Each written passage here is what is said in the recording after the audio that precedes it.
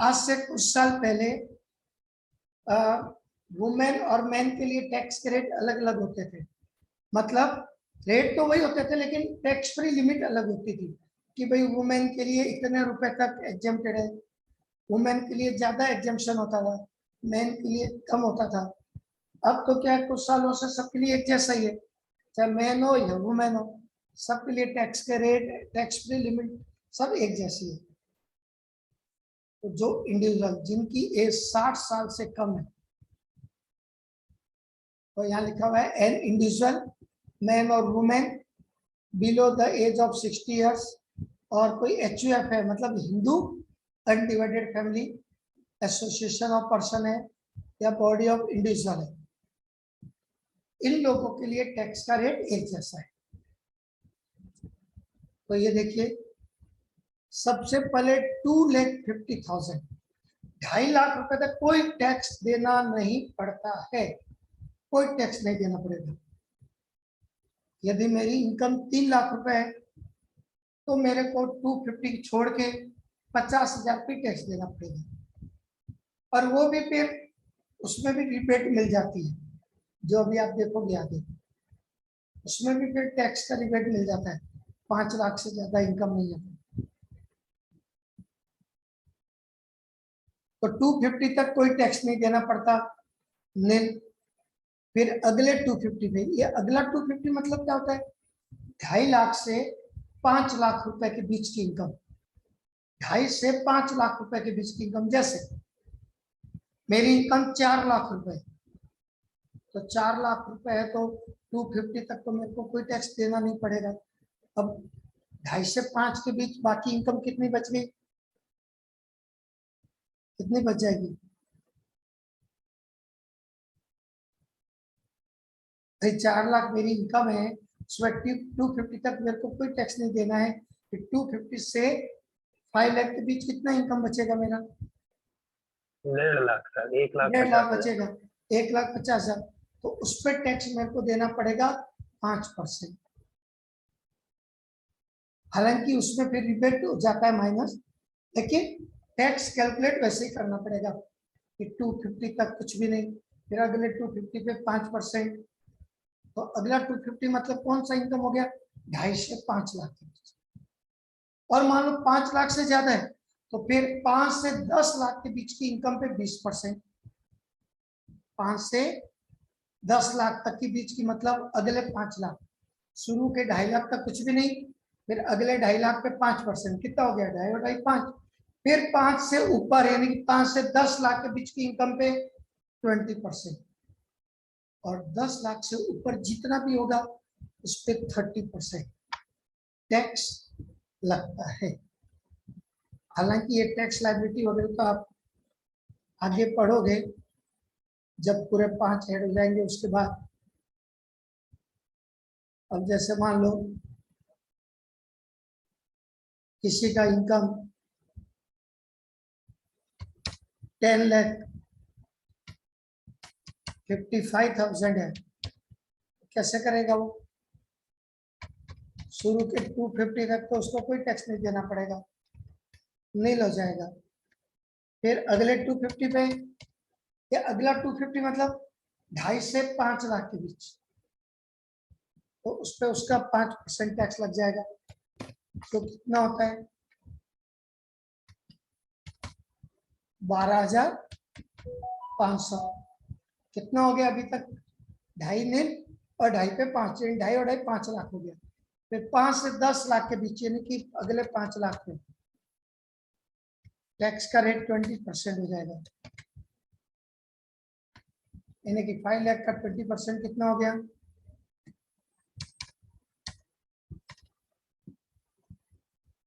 1 लाख।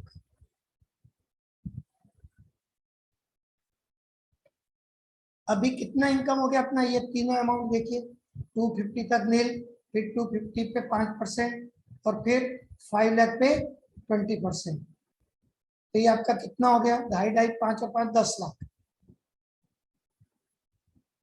अब 10 के ऊपर जितनी भी इनकम होगी उस पर 30%। तो ऊपर में देखिए मैंने आपको बोला था कि इनकम 10,55,000 है, 10,55 में से 10 लाख तक का तो अपन लिख चुके हैं ऑलरेडी। ये देखिए अब बच गया कितना, बच गया 10 के ऊपर, बताओ आप लोग कोई।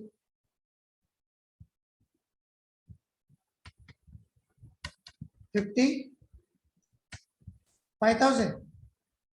30%। अब इस पे 30% लग जाएगा टैक्स। 55,000 का 30% कितना हो जाएगा? 16,500। 16,500। ये आ गया आपका टोटल 1,29,000। फिर उसके बाद एजुकेशन सेस वगैरह भी चार्ज होता है, जो अपन अभी आगे अभी पढ़ रहे हैं।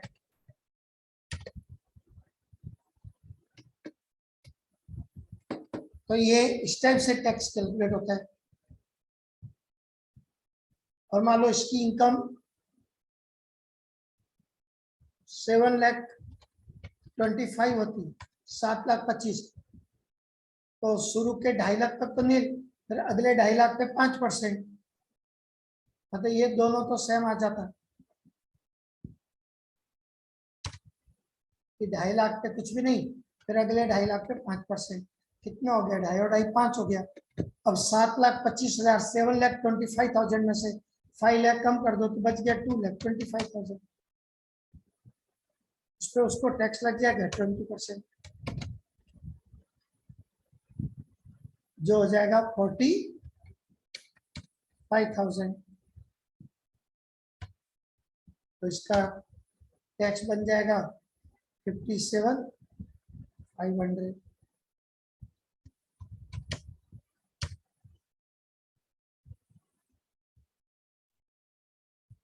ये हो गया। तो इस टाइप से टैक्स कैलकुलेट किया जाता है।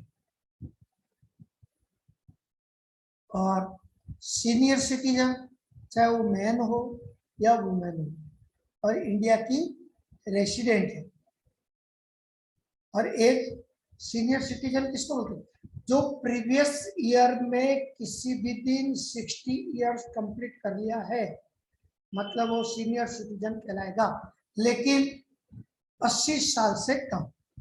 सीनियर सिटीजन वो होता है जो 60 ईयर या उसके ऊपर है, लेकिन 80 ईयर से कम है, 80 साल से कम है, उसको बोलते हैं सीनियर सिटीजन। सीनियर सिटीजन के लिए एग्जाम्पशन देखिए 50,000 ज्यादा है। 3 लाख तक तो उसको कोई टैक्स नहीं देना पड़ेगा, 3 लाख तक उसको कोई टैक्स नहीं, पूरा नील। 3 लाख तक उसके लिए कोई टैक्स नहीं लगेगा। फिर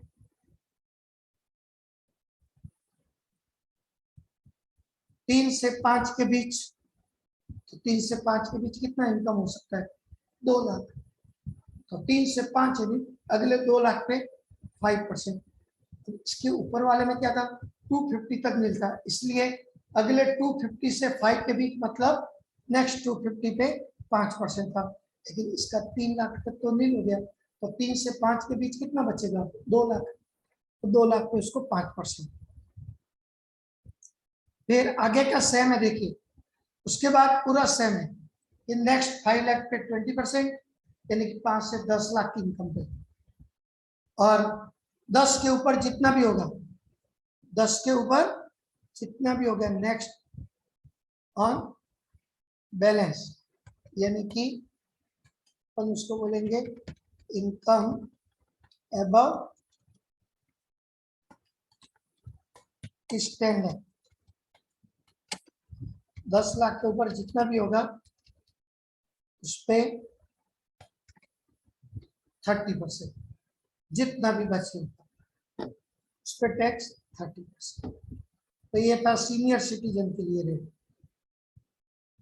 सुपर सीनियर वो होता है जो प्रीवियस ईयर में 80 इयर्स 80 साल अपनी एज कंप्लीट कर चुका है, 80 साल उसकी एज कंप्लीट हो गई है, उसको बोलते हैं सुपर सीनियर सिटीजन।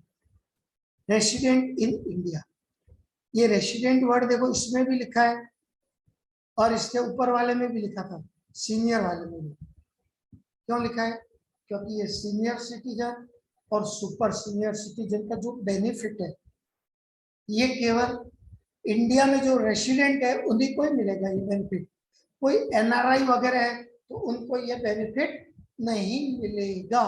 उनके लिए 2,50,000 तक ही मिल होगा, भले ही वो 60 साल के ऊपर के हैं तो भी उनके लिए ये मतलब बेनिफिट नहीं होगा जो अपन पढ़ रहे हैं। क्योंकि इसलिए इसमें यहाँ पर लिखा हुआ है कि रेसिडेंट इन इंडिया, कि वो इंडिया में रेसिडेंट होना चाहिए, तभी उनको ये सीनियर सिटीजन और सुपर सीनियर सिटीजन का बेनिफिट मिलेगा। इसके बाद सुपर सीनियर में देखो 5 लाख रुपीज तक, मतलब 5 लाख रुपए तक तो उसको कोई टैक्स ही नहीं देना है। 5 लाख रुपए तक तो कोई टैक्स ही नहीं लगेगा। बाकी आगे का सेम 5 लाख के ऊपर का पूरा वही जो आप पढ़े हो अभी, कि 5 से 10 लाख के बीच 20% और 10 के ऊपर जितना भी है उस पर 30, मतलब 5% वाला तो इनके लिए कोई रोल ही नहीं है, क्योंकि 5 लाख तक तो पूरा एग्जेम्प्टेड हो गया। तो जब 5 लाख तक एग्जेम्प्टेड हो गया है तो अब 5 से 10 के बीच सेम वही जो बाकी लोगों के लिए था 20%, और 10 के ऊपर जितना भी है उस पर 30%। तो बाकी का तो पूरा ही सेम है। सुपर सीनियर के लिए भी 5 लाख के आगे का पूरा सेम सकती है।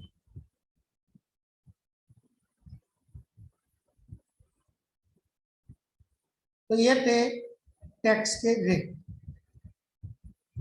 अब आप लोगों को मालूम है कि नहीं मालूम मेरे को, पिछले साल यदि आप लोग एडवांस टैक्स चैप्टर पढ़े होंगे तो उसमें पढ़े होंगे, आप लोगों को तो बताया था चौधरी जी मैंने, ये वाला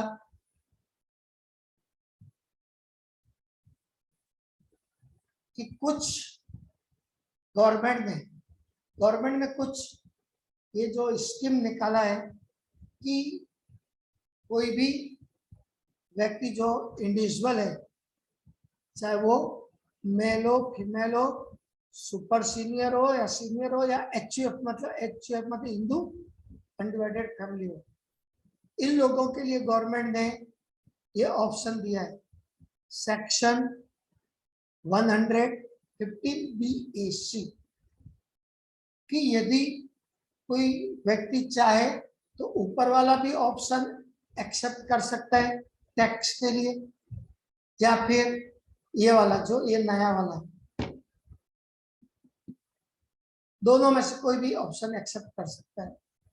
लेकिन दूसरे वाले ऑप्शन में कुछ रेस्ट्रिक्शन है, क्योंकि इसमें इनकम के टैक्स देखो आपको कम लग रहा है कि 2.5 से 5 लाख तक, 2.5 लाख तक तो नहीं ले, जो बाकी लोगों में भी था देखिए 2.5 लाख तक नहीं, अगले 2.5 लाख पे 5%, फिर अगले 2.5 लाख पे 10%, फिर अगले 2.5 लाख पे 15%, देखो 5% बढ़ रहा है।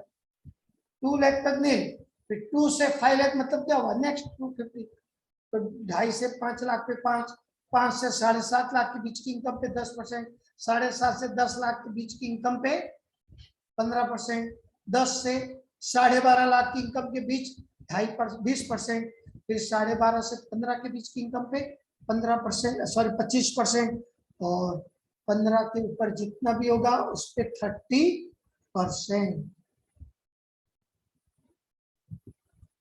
मतलब इसमें टैक्स का स्लैब जो है धीरे धीरे देखिए 5, 10, 15, 20, 25, फिर 15 लाख के ऊपर है तो 30%। तो आप तो बोलोगे कि भाई इसी में ज्यादा अच्छा टैक्स कम देना पड़ेगा यदि ये वाला ऑप्शन ले लेंगे तो, क्योंकि उसमें 5 से 10 लाख के बीच 20% है, और उसमें देखो 5 से 7.5 के बीच 10% है, और 7.5 से 10 के बीच 15% है। तो कौन सा ऑप्शन बोलेंगे आप? यही वाला ज्यादा अच्छा है। लेकिन जो लोग ये वाला ऑप्शन लेते हैं तो उनको जो 80C से 80 ईयर तक की डिडक्शन वगैरह है वो डिडक्शन नहीं मिलती उनको। ये देखिए, if availing this scheme an individual has to forgo all tax free benefits provided for leave travel concession, मतलब सैलरी वालों को मिल सकता है leave travel concession. House rent allowance, ये भी सैलरी वालों को मिलता है। ये लो स्टैंडर्ड डिडक्शन भी नहीं मिलेगी, ये सब डिडक्शन नहीं मिलेगी, ना तो कोई tax free benefit, leave travel concession, house rent allowance, standard deduction जो सैलरी वालों को मिलती है 50,000 वो नहीं मिलेगी।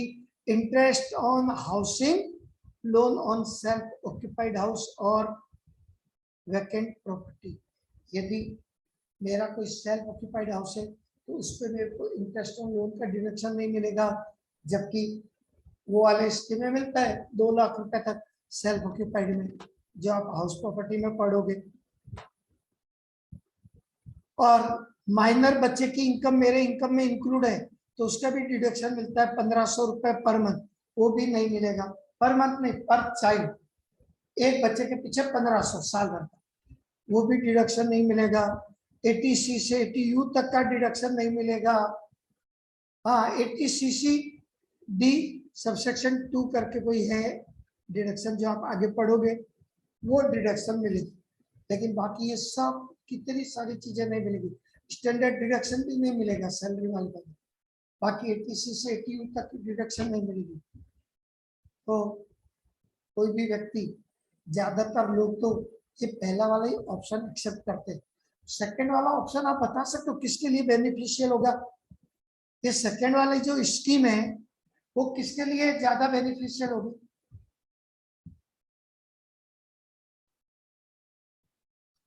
देखो कहीं तो समझ में आ रहा हो? नॉन सैलरीड के लिए सर, किसके लिए? नॉन सैलरीड के लिए जिनका सैलरी का इनकम नहीं है, जी। क्योंकि सैलरी का इनकम होगा तो स्टैंडर्ड डिडक्शन नहीं मिलेगा। हाँ और बाकी लोगों के लिए भी तो, कि जिनका मान लो कोई 80C का डिडक्शन है, LIC वगैरह का, हेल्थ इंश्योरेंस वगैरह का है, कोई डोनेशन वगैरह देते हैं तो 80G का डिडक्शन है, कोई पेंशन स्कीम वगैरह तो उसका डिडक्शन है, तो ये सब डिडक्शन भी तो नहीं मिलेंगे।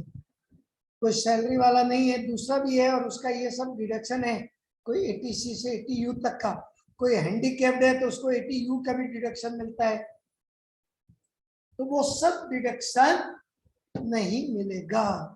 तो ज्यादातर लोग ये पहला वाला ही स्कीम एक्सेप्ट करते हैं, और क्वेश्चन में भी कभी कुछ भी नहीं दिया हो तो फर्स्ट वाली स्कीम से हमको सॉल्व करना चाहिए।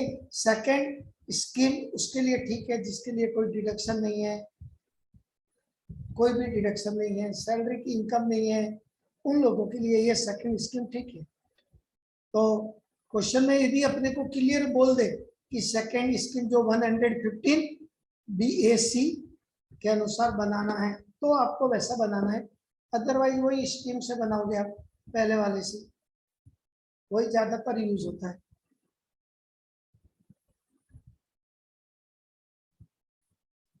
कुछ इनकम ऐसी भी होती है जिसमें कुछ स्पेशल रेट चार्ज होता है। शॉर्ट टर्म कैपिटल गेन, सभी शॉर्ट टर्म कैपिटल गेन नहीं, कोई हम शेयर वगैरह बेचते हैं स्टॉक एक्सचेंज मार्केट के थ्रू और उस पर सिक्योरिटी ट्रांजैक्शन टैक्स पे कर देते हैं, तब जिसका डिटेल आप और आगे पढ़ोगे कैपिटल गेन चैप्टर में, तो उस पे 15% है अंडर सेक्शन 111A। सभी शॉर्ट टर्म में नहीं है ये 15% वाला, ये केवल शेयर्स के लिए। बाकी शॉर्ट टर्म में तो नॉर्मल रेट ही लगता है जैसा अपन पढ़े अभी ऊपर में।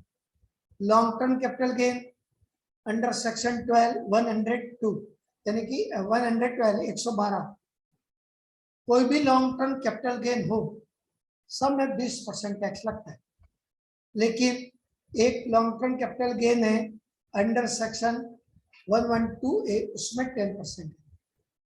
जैसे कोई, जैसा अपन अभी ऊपर में पढ़े थे ना शेयर का, अभी जस्ट आपको बताया था शॉर्ट टर्म का, कोई लॉन्ग टर्म शेयर है आपके पास इक्विटी शेयर, और वो शेयर आप बेच देते हैं और उस पर सिक्योरिटी ट्रांजैक्शन टैक्स पे कर देते हैं, तो ऐसे लॉन्ग टर्म कैपिटल गेन पे आपका 10% है।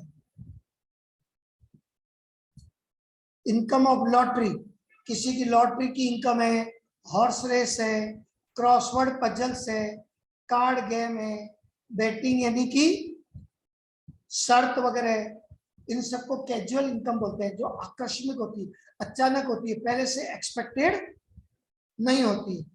ऐसे इनकम पर 30% टैक्स लगता है।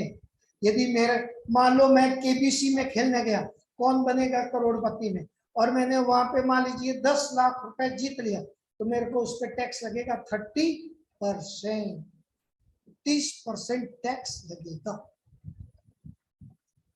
क्योंकि ये कैजुअल इनकम है, ये पहले से एक्सपेक्टेड नहीं है।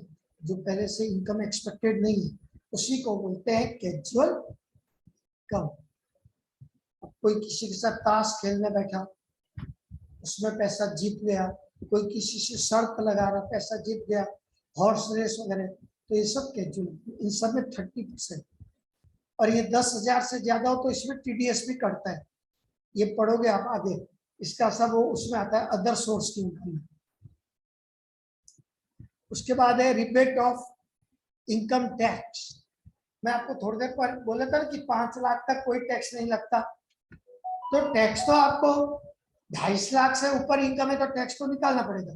लेकिन यदि किसी की इनकम 2.5 लाख से तो ऊपर है लेकिन 5 लाख से ज्यादा नहीं, तो पहले आपको टैक्स तो निकालना पड़ेगा उसको, लेकिन उसमें उसको रिबेट मिल जाएगा अंडर सेक्शन 87A का 12,500 रुपए तक मैक्सिमम। किसी की इनकम 4 लाख रुपए है तो 2.5 लाख तक तो कोई टैक्स नहीं देना पड़ेगा, बच गया कितना, 1.5 लाख। 1.5 लाख का 5% कितना आएगा बताओ भाई, कैलकुलेट कर। 150 का 5%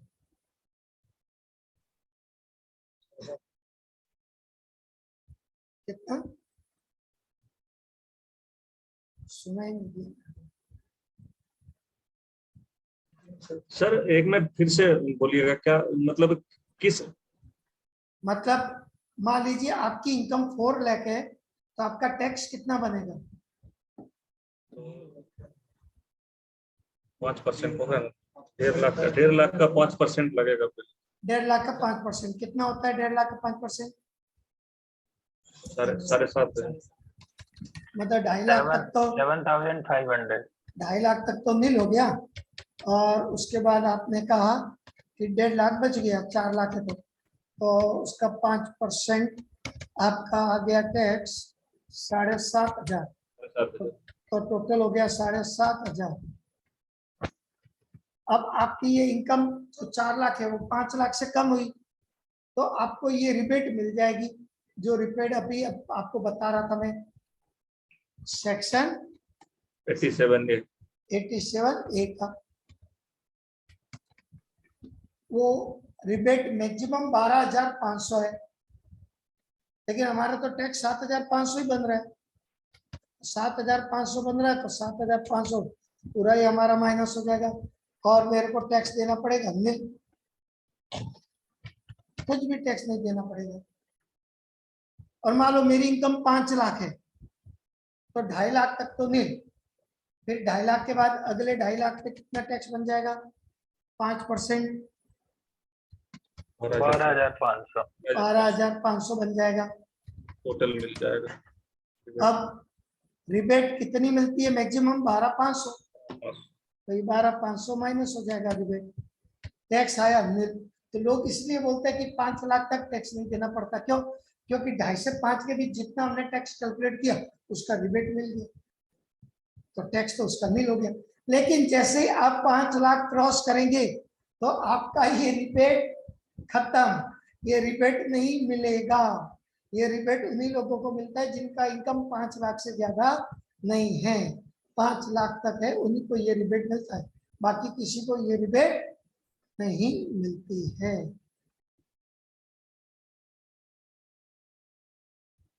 तो ये रिबेट मैक्सिमम 12,500 के लिए, 12,500 रुपए तक की है।